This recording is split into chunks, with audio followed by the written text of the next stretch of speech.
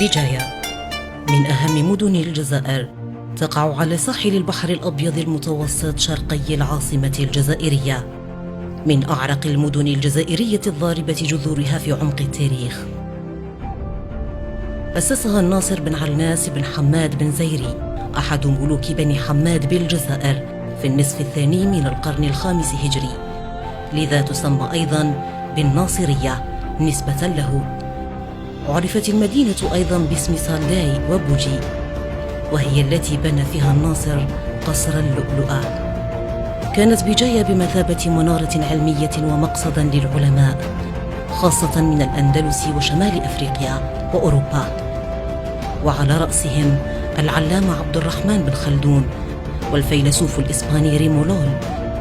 وفيها تعلم المهندس الرياضي الإيطالي ليوناردو فيوناتشي العلوم الرياضية، الجبر والهندسة، وأدخلها إلى أوروبا عام 571 للهجرة. تصنف بجاية ضمن الولايات السياحية الجزائرية الأكثر استقطاباً للسياح، وذلك لجمالها الخلاب وثرائها الحضاري والمناطق الأثرية الموجودة بها، والتي تحمل إرثاً حضارياً وتاريخياً قديماً. كما تشتهر بجاية أيضاً بصناعة الشموع، والتي كانت تصدر مادتها الخام، ولذلك أخذت الشموع اسمها بالفرنسية بوجي.